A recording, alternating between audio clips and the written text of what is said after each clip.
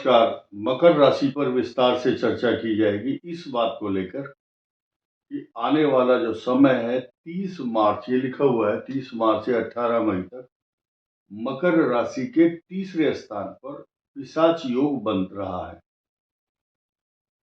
ये बात बिल्कुल सही है कि शनि की साढ़े साथी 30 साल के लिए विदा हो रही है मकर राशि से। अब 30 साल तक आपको कोई शनि की साढ़े साथी जैसा कोई साइड इफेक्ट नहीं आएगा, लेकिन ढैया आएगी वो अलग मैटर है। लेकिन फिलहाल हम इस पिशाच योग की बात करें, 3 ग्रह यहाँ पर दिखाई दे रहे हैं। इनकी जो कंडीशन है वो इस दौरान लगातार रहेगी। राहु और शनि का पिशाच योग क्या महत्व रखता है, क्या इसके मीनिंग है, तथा साथ ही साथ आपके गोचर में कौन सा ग्रह इस समय चल रहा है उसकी भी इन एडिशन चर्चा की जाएगी।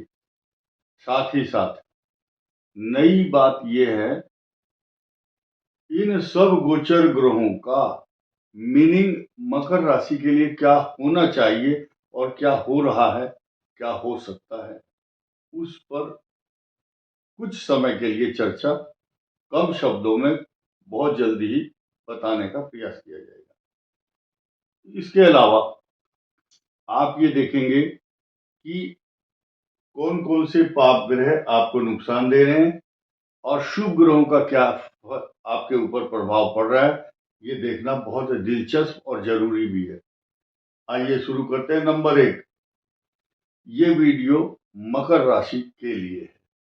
अंग्रेजी के हिसाब से अंग्रेजी तारीख का इससे कोई लेना देना नहीं है।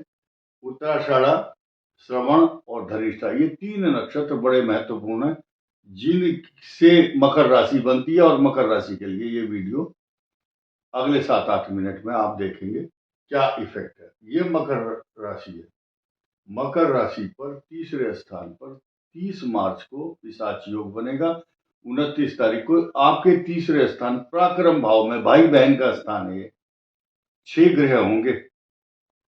चंद्रमा शीघ्रगामी ग्रह है, इसलिए वो जल्दी ही बदल जाएगा।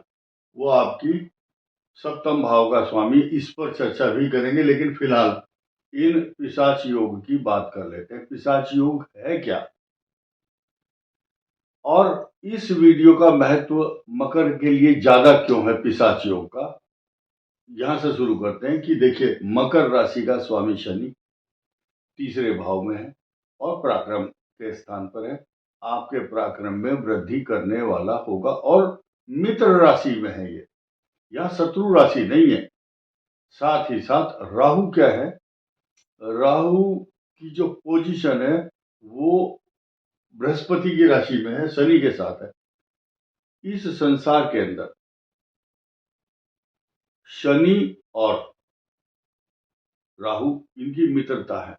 दरअसल शनि का जो स्वरूप है, शनि का जो विचार है, शनि के जो आकृति है, शनि के कर्म, स्वभाव, प्रभाव, लक्षण, सिम्टम्स, सब शनि ने ट्रांसफर करके राहु को दिए हुए हैं। देखिए, जॉइंट पेन शनि भी देता है, राहु भी देता है। और सारे के सारे लक्षण, गुप्त चिंताएं, अशांति, तनाव, जिस तरह के कष्ट राहु देता है ऐसे ही शनि देता है, क्योंकि शनि ने ही अपनी छाया इसको दी हुई है, बिल्कुल सेम ज्यों की त्यों। लेकिन राहु एक हाथ और भी ऊपर चला गया, यानी कि ये अपनी आकृति, अपनी शक्ल अकल बिल्कुल नहीं दिखाता, चुपके से काम करता है, छिप कर काम करता है, छिप कर। यही कारण है कि छिपे हुए रोग जिनका डायग्नोज नहीं होता है वो होते हैं राहु के कारण। और राहु के स्वभाव, प्रभाव, लक्षण शनि के समान है। संस्कृत में एक श्लोक है, शनिवत राहु कुजवत केतु। अब क्या है, ये यहां पर उच्च राशि में शुक्र भी है, जो दैत्यों का राजा था वो शुक्राचार्य की पूजा करता था। शुक्राचार्य गुरु है और इनका उच्च राशि में होना, तो ये जो सुख की अभिलाषा कर रहे हैं दोनों, राहु और शनि, पिशाच योग बना करके शुक्र के यहाँ होने से ये ऐसा है जैसे कि खीर बनाई और उसमें ड्राई फ्रूट डाल करके ड्राई फ्रूट डाल करके उसकी शोभा बढ़ाते हैं। ऐसे ही राहु शनि या शुक्र के साथ बैठ करके, तो जो बाली होता है ना, बाली, आपने सुग्रीव का भाई देखा होगा, बाली। बाली क्या करता है, बाली जिससे भी युद्ध करता था उसके आधे बल को अपनी तरफ खींच लेता था। ठीक इसी प्रकार ये दोनों यहाँ इतने सशक्त, मजबूत और इनको अच्छी बुद्धि, अच्छे विचार, अच्छा ज्ञान देने के लिए अच्छे, बहुत बढ़िया एडवाइजर्स शुक्र देवता यहाँ पर बैठे। क्यों क्यों दे रहे हो? क्योंकि आपकी जो बुद्धि स्थान है मकर राशि का और आपका कर्म स्थान, इन दोनों का स्वामी शुक्र यहाँ शनि और राहु के पिशाच योग को और अधिक बल देता है, बलशाली बनाता है, तरक्की देता है, पराक्रम बढ़ाता है। और साथ ही साथ नया समाचार और देखिए, राहु की यहाँ पर उच्च दृष्टि है। ये कन्या राशि में उच्च भाव से देखता है राहु, शनि मित्र राशि से देखता है। और जो शुक्र है उसकी यहाँ नीच दृष्टि है, लेकिन भाग्य स्थान को उन्नत, बलवान, तरक्की देने वाला शुक्र भी है।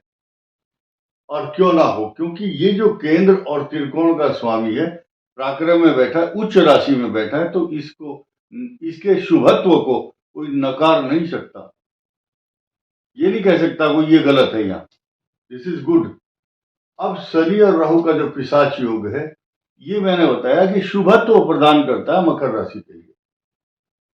जैसा कि मैंने कहा था कि और भी जो दो तीन ग्रह हैं उनके भी लक्षण, स्वभाव, प्रभाव क्या होंगे, उस पर भी छोटी सी चर्चा, क्योंकि नहीं तो आप बोलेंगे आपने हमें पूरी बात नहीं बताई। देखिए, ये जो है यहाँ केतु है, बृहस्पति की केतु पर दृष्टि है। तो जहां ये ग्रह इस भाव को पल्लवित, पुष्पित, पोषित, सिंचित, आनंदित, हर्षित और गर्वित कर रहे हैं और पुश कर रहे हैं तरक्की देने के लिए, वही बृहस्पति भी अपने नकारात्मक स्वभाव को त्याग करके इस भाव पर शुभत्व फेंकता है, अमृत तत्व फेंकता है। क्यों? क्योंकि ये जो दो भाव हैं और ये इनका हेडमास्टर यानी के स्वामी और कारक, कारकत्व भाव से अमृत तत्व रूपी ये तीन भाव ही तो हैं। एक त्रिभुज है, ट्रायंगल बना हुआ है। इन तीन भावों का केंद्र में बैठकर इन सारे केंद्रों को अच्छा बनाता है। त्रिकोण में बैठकर के यहाँ बैठ गया तो ये दो भाव से अमृत तत्व फेंकता है। यहाँ बैठ जाता है तो यहाँ देखता है दोनों को, अगर यहाँ बैठ जाएगा तो ये इन दोनों को देखता है। ये एक समीकरण ज्योतिष शास्त्र के बड़े अत्यंत महत्वपूर्ण पहलू है ये। आइए अब जानते हैं, यहां चंद्र मंगल का राजयोग 2 अप्रैल को बनेगा। ड्यूरेशन यही रहेगा 30 अप्रैल से 30 मार्च से 18 मई। ड्यूरिंग दिस पीरियड मंगल ट्रांजिट होगा, मंगल का 2 अप्रैल को। ये उच्च भाव से मकर राशि को देखेगा और महालक्ष्मी राजयोग जैसे शुभत्व प्रदान करने वाले योग बनाएगा। कारण क्या है कि यहाँ बृहस्पति अमृत तत्व रूपी चंद्रमा के जो शुभ प्रभाव है उसको बढ़ा रहा है। यहाँ कोई छल, कपट, बेईमानी और झूठ बोलने का प्रश्न नहीं है। और ये जो वीडियो बनाया जा रहा है बहुत कम लोगों के लिए होता है।